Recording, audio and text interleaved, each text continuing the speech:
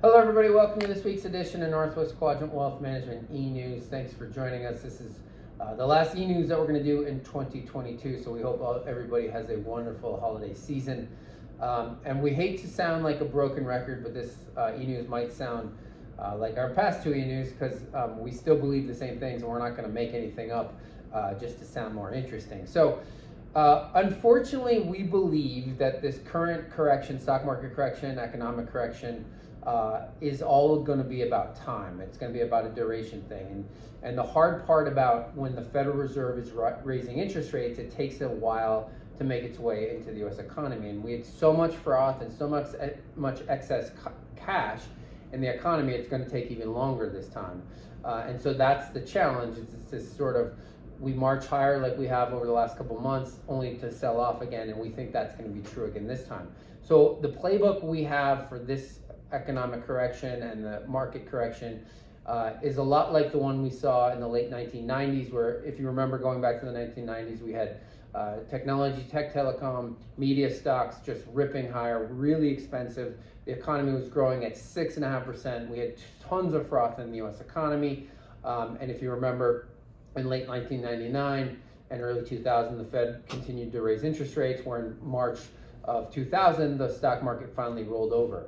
It was essentially 2 years so the market went down in 2000, 2001, and 2002, and then it recovered. This market correction and economic correction is playing out similarly. Now, it's not going to happen exactly, but we believe that 2023 is going to be a difficult year for the U.S. economy. Now, there's a chance we don't go into a recession. I think it's a very small chance that we don't go into a recession. But ultimately, the way that we think about it is, it's playing out very similarly, and you as an investor have to think about it in a way that, do I stay invested or do I get out of the market? I mean, and to us, the get out of the market decision is not an option, right? Because we could be wrong. We could go higher from here. We could have already seen the lows. We are terrible market timers, and we know that all of you are, and we know that everybody's a terrible market timer. So our only option is to stay invested, and remember that while markets are lower, if you're making contributions, that's great, but you're also making contributions through dividend reinvestments as companies pay dividends. And so the good news is we're going back to a more normalized environment for the U.S. economy with interest rates. Companies that should do well are going to do well. And as stocks go lower, risk comes out of the market. So we always have to remember that when stocks trade lower, risk is coming out and future expected returns look better. So unfortunately, we don't think that this is sort of the worst is behind us. We think we have more pain to come, but that doesn't mean we're going to do anything dramatic with your money, or you should do anything dramatic with your money. It just means that the only option is to stay invested and let time be on your side. Remember, time in the market, not trying to time the market, is how you're successful. And Josh can talk about how our portfolios, we think, are positioned well, similar to if you were positioned well in the early 2000s. We don't want to sound too dour, but it's important to remember that no market has ever bottomed before a recession. There's still that outcome, of course, where we can somehow scrape by with a soft landing. We want to be optimistic there, because really no one knows ultimately what the outcome is going to be. But the thing that's really important to remember is that the market moves 6 months before the end of the recession.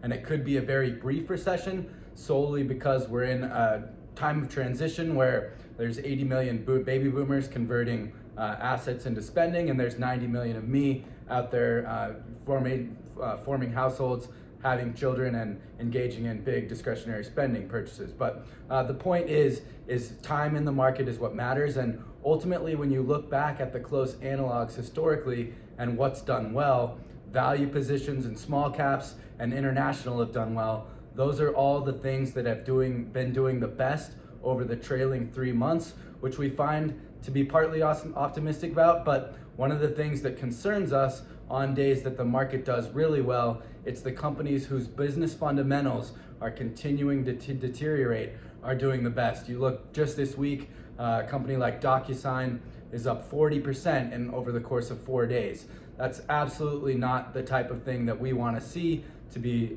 positive about the near medium term.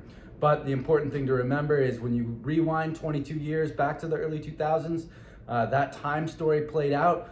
But what did well is those value businesses whose earnings continue to chug higher, because those are the things that you're going to be buying no matter what they cost. And even in a recession, you're still going to be utilizing those products. And of course, the greatest silver lining of all is that risk-free money actually pays something now. And for those of you out there with large cash balances still sitting in the bank, of course, there's now treasuries on offer with virtually no risk that pay 4.5%, which is a great opportunity that hasn't existed for essentially 15 years.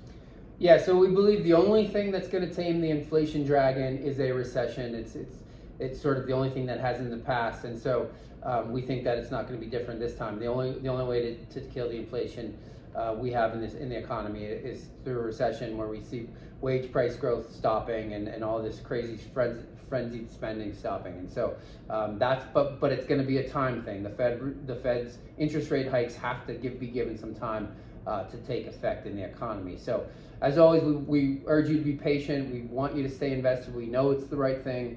Over time, stocks go higher because earnings go higher, but there are periods of disruption where that's not going to be true, and we feel like that's one of these times. So as always, if you have questions about your situation or your account, give us a call at the office, 800-743-0988, or you can send one of us an email, Josh or Tyler at northwestquadrantwealth.com. So we won't see you until 2023. We hope everybody has a great holiday season.